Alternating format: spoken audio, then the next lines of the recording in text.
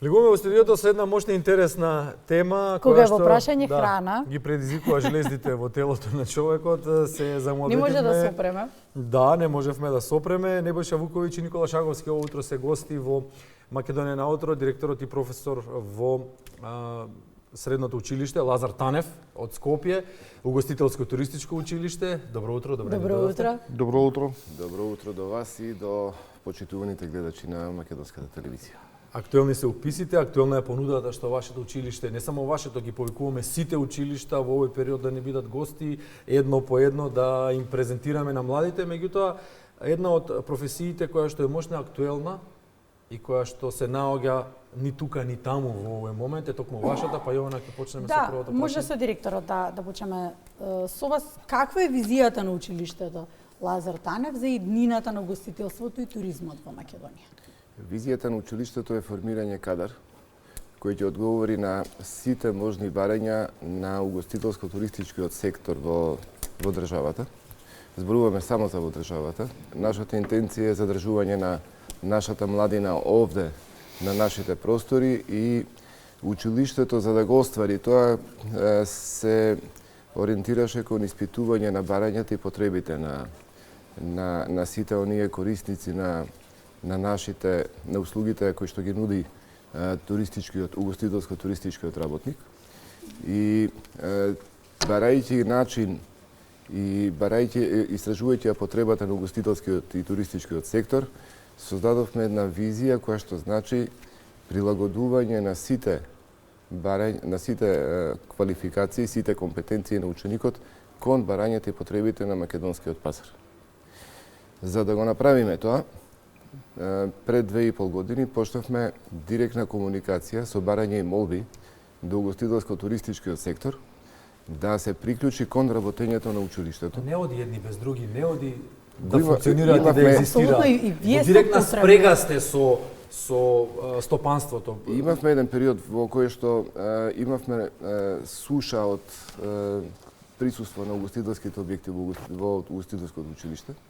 Меѓутоа сега напливот на објекти... Дали тоа беше периодот, ќе ве прекинам, кога им одеше добро на угостителите? Не би рекол дека е така. Не би рекол дека е така, значи не би рекол. За да видиме како сега би се однесува. Ние ги отворивме вратите сега. Значи вратите на училиштето се отворени на начин со барање и молби да дојдат угостителите во училиштето. Со секој нивно доаѓање луѓето се произнесоа за нивните потреби и ние се обидовме да најдеме начини кои што ќе значат одговарање не само на потребите на угостителските објекти, туку и на потрошувачите кои што доаѓаат во тие угостителски објекти. Дали со нивното доаѓање пренесуваат нешто од искуството? Многу. Многу. Како реагираат учениците на нив? И колку се отворени за соработка едните и другите? Јас сум чудоневиден од отвореноста на угостителскиот сектор кој што дојде во угостителското училиште. Ние сега на 8.5 имаме 60 на фирми кои што ќе дојдат на работен состанок во школата. Значи, тоа во минатото не постоеше. Што значи тоа? Дали тоа значи уште од сега регрутирање на кадарот? Тоа значи креирање на целосната политика и работа на училиштето во правец на регрутирање на тој кадар.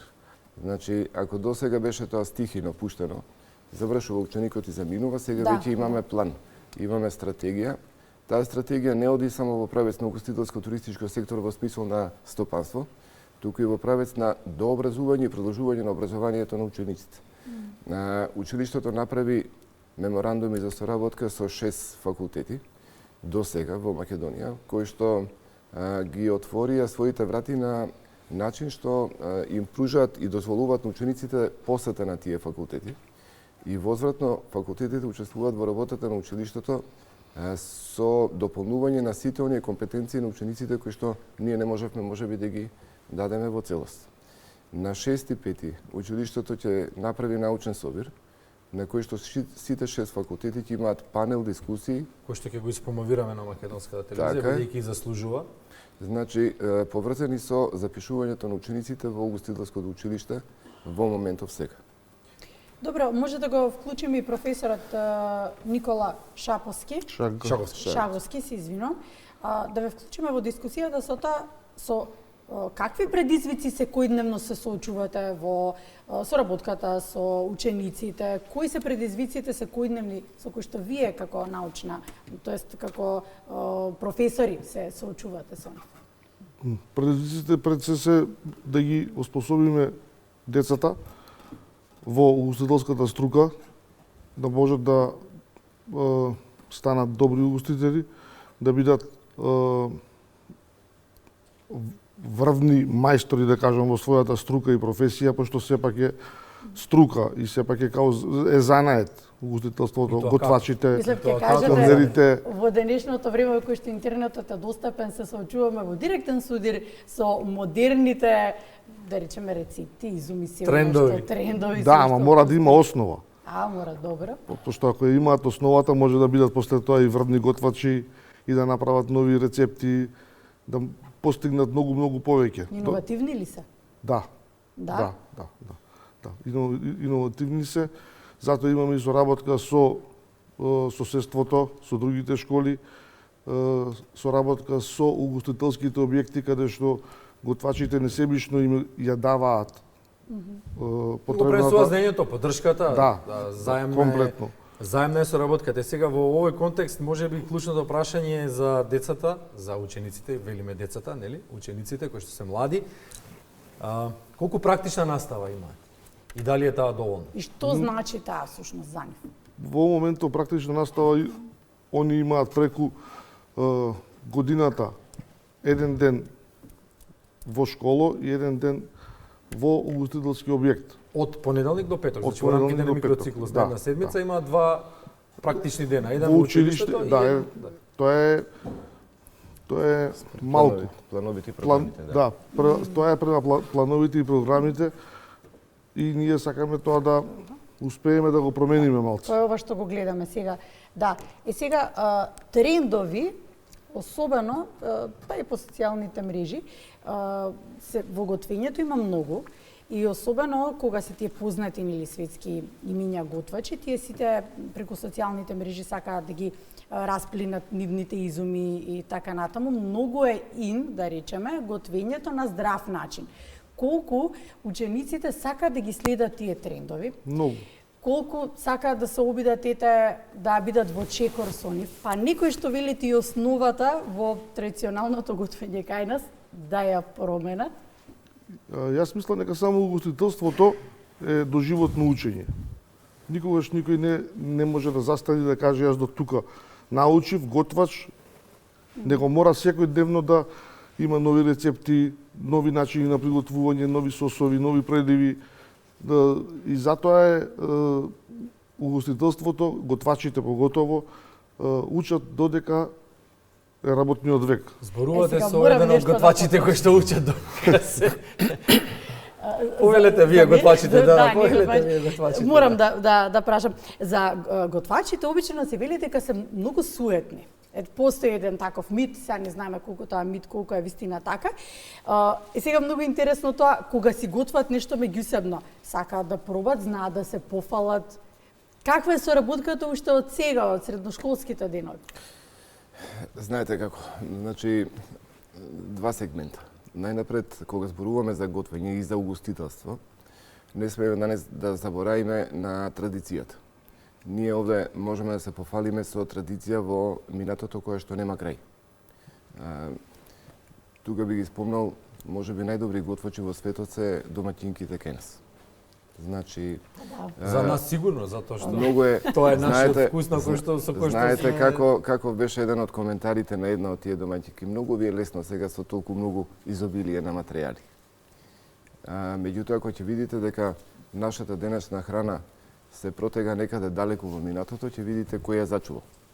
Значи, тука тоа е делот на традицијата која што ние во училиштето интензивно се обидуваме да ја зачуваме. Традицијата значи идентитет. Идентитет и да ја негуваме до моментот на тој модернизам кој што сега се популаризира во јавноста. Google и други кубари, односно готвачи имаме колку сакате. Битно е да се биде професионален, училиштето работи на професионализација на струката. Ја црпиме од угостителско-туристичкиот сектор и ја црпиме од наставните планови и програми кои што се дадени токму заради професионализација на сите компетенции кои што учениците ги стекнуваат. Така, сега добро, какви компетенции, какви квалификации треба да поседува еден ученик за по завршување на училиштето да биде добар угостител? Мора да биде професионален. Што значи тоа? Тоа значи дека кај него ќе превладуваат принципите на истрајност во спроведување на работењето, принципите на хигиена, на доследност, на истрајност и ќе биде принципот на тоа доживотно учење кој што ние го имавме неизмерно и во минатото.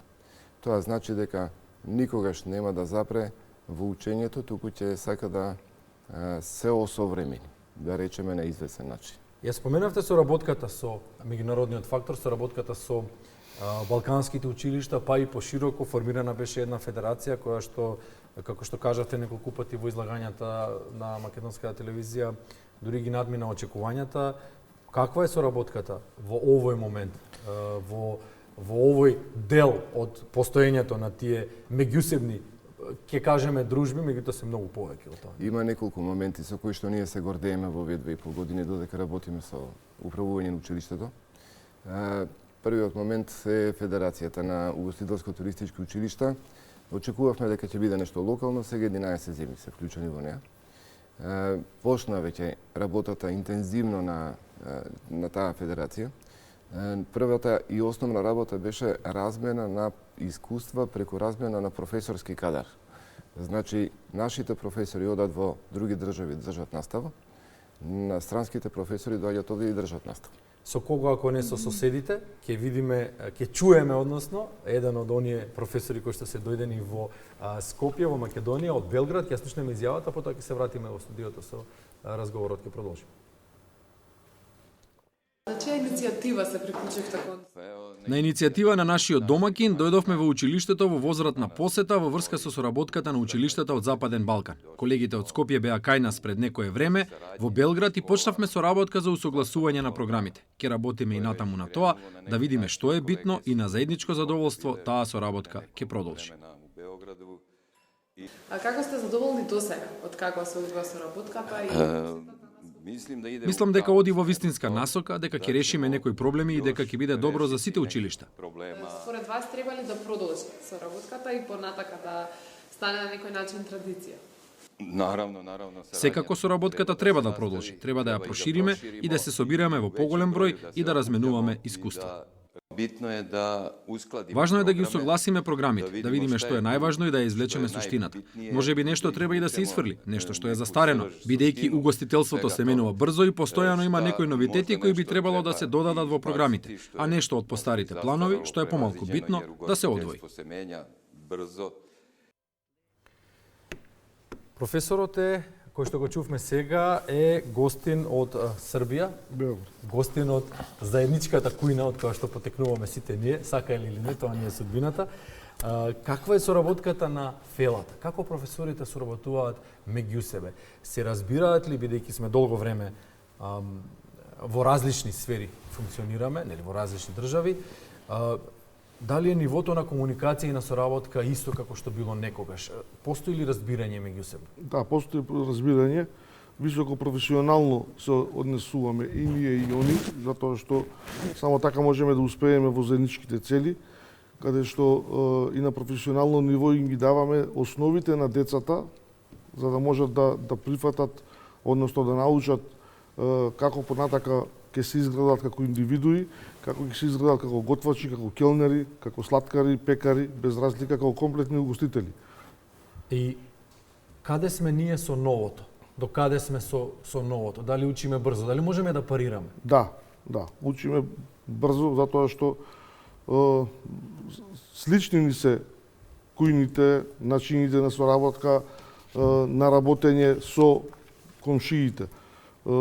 Пак ќе нагласам на доста високо професионално ниво се однесуваат и колегите, се однесуваме ние и децата што се во тие училишта, пошто лично јас бев во една од тие размени. Затоа и прашувам. Да, високо, значи професионално се однесуваат, исто и кај нас.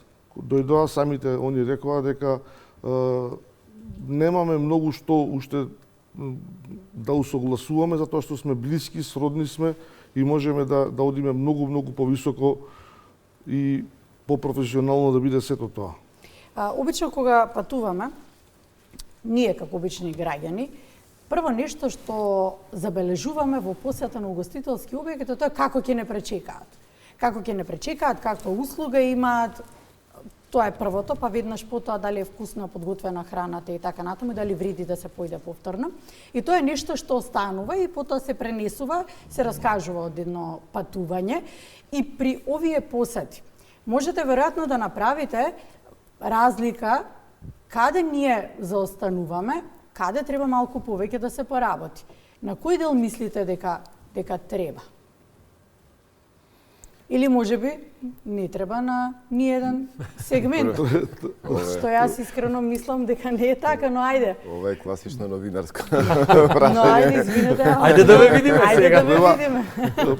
На жешката бела маса. Треба да се поработи професионално на усовршување, односно на луѓето кои што работат во дел од објектите, кои што не се компетентни, кои што немаат соодветна струка угостителска. Нажалост, така е во сите сфери, влезени се за да работат и заработат. Добро, поради недостиг на кадар во угостителството, нели се вработуваат и пензионери, и средношколци. Треба, можеби најверојатно и тие да го посетат нашето училиште на некој курс, некоја едукација, па да можат да знаат како, кога ќе влезат во угостителски објект, треба да ги пречека еден келнер, затоа што сакаме или не сакаме да признаеме, келнерот е амбасадорот на објектот. Ако кујната е срцето, келнерот е амбасадорот кој што он е директно, тој што ги пречекува гостите, тој што треба да го за 15 секунди скенира гостинот профилот, каков е, дали сака да руча, дали сака кафе да пие, дали е нервозен од сопругата или од сопругот, дали од колегата, дали од шефот на работа. Што дамите имаат предност сега? Дамите имаат предност. Не само кога е позитивно. Во рестораните влегуваат секакви гости, каде што треба да се угостат, каде што треба да се послужат, каде што треба да излезат насмеани, ведри, задоволни. И од храната, и од услугата. И да се вратат повторно на крајот на денот. И да се вратат повторно. Затоа треба, пак ќе нагласам, можеби тој кадар кој што не е стручен да дојде во угостителско училиште Лазар Танев да се доедуцира или основните принципи на работење да ги осознае. Директоре, полека да го завршуваме разговорот со прашањето за интересот за запишување на нови угостители, каков е одзивот на конкурсот, како младината се однесува кон струката, како е перцепира професијата, дали се свесни младите дека тоа е барана професија, дека е барана струка, дали училиштето им го нуди она што пазарот го бара? Јас се надополнам најнапред на Никола, значи и ќе се поврзам со ова прашање. Училиштето заедно со сопствениците и со институциите кои што се одговорни за нашето училиште, ја презима одговорноста околу професионализација на целиот сектор. Значи, полека, но сигурно почнуваме да градиме на ситуација во која што може да се повика секој во училиштето за професионализирање на неговото работење. Заради тоа, и од делот на учениците кои што се запишуваат, ние црпевме кадар од 9 одделение во тек на годината на работилници бесплатни, на кои што доаѓа околу 350 ученици од 9 одделение со интенцијата да им се прикаже струката и да им се покаже што значи угостителство и туризам. Учениците беа видно заинтересирани, морам да кажам дека од крајните делови на Скопската општина цела, значи доколку го земеме градот Скопје, доаѓаа ученици, патуваа можеби некогаш и со часови заради далечината и со волјата да дојдат да го видат она што тука беше прикажано. Учениците од 9 одделение учествуваа и во готвењето, и во приготвување на сладки, и во пекарски производи, и во месарски производи. Морам да ја популаризирам и таа ни е нова струка од минатата година, значи месопреработувач. учествува во изготвување на туристички аранжмани и на крај училиштето заедно со угостителските објекти има возможи влез во делот во угостителски објекти во кои што како гости не може да влезат. Значи, тоа е делот на кујната, тоа се делови на подготвителни работи и во делот секторот на управување со угостителските објекти. Добар дел од тие ученици се запишуваат кај нас. Јас сега, за да ја дополниме сликата во училиштето, ќе најавам еден настан кој што ќе се одвива од 5 до 10 мај. Значи, тоа е за неполни 2 седмици. Училиштето ги отвара вратите за сите ученици од 9 одделение, повик отворен до сите ученици од 9 одделение, да го посетат училиштето особено на 10 мај, затоа што ќе имаме надпревар на угостителските објекти од Скопје. Сега дополнително повик до сите објекти до кои што не стигнавме да пратиме писмено барање за учество на тој настан. Значи, очекуваме огромен прилив на угостителски објекти кои што ќе изложат своји експонати и ќе се надпреваруваат. Комисијата за оценување ќе биде меѓународна, нема да биде домашна, за да го избегнеме моментот на субјективизам и заради тоа ќе повикаме луѓе од надвор кои што ќе ги оценуваат работите. Значи, во таа седмица имаме и културно-уметничка програма, повикани се бендовите од средните угостителски училишта да учествуваат во програмата, ќе имаме сликарска изложба, изложба на фотографии, ќе имаме штандови на сите факултети, ќе имаме штандови на компании со кои што работи школото. Значи, повторно уште еднаш отворен повик до сите кои што случајно можеби се испуштени за повик во овие настани од 5 до 10 мај, да само иницијативно ни се приклучат и без лутење да соработуваат со нас. Се надеваме дека ќе успеете во идејата, во мисијата, се надеваме дека ќе привлечете што повеќе млади кои што сакаат да се занимаваат со оваа благородна професија, да се нахрани човекот, нели основната општествена услуга, основната дејност па и на современиот живот, нели. Се надеваме дека нашите угостителски објекти ќе привлечат многу странци, дека туризмот ќе се развива во Македонија и дека повторно ќе ни бидете гости со нови достигнувања, со нов момент за да се пофалиме во вашата сфера и струка. Ние успеавме за 2 години да го удвоиме бројот на запишани ученици. Значи, сега е двоен, дуплираме. Се надеваме дека ќе имаме и тројно зголемување, нели? Само напред, ние сме тука да го презентираме она што ќе го направите. Благодариме за гостувањето. Исто и вам. И благодарно што не следите редовно и во целост. Во истата каша сме, како се вели, да. Тоа ни е мисијата и тоа ни е обврската, општествена одговорност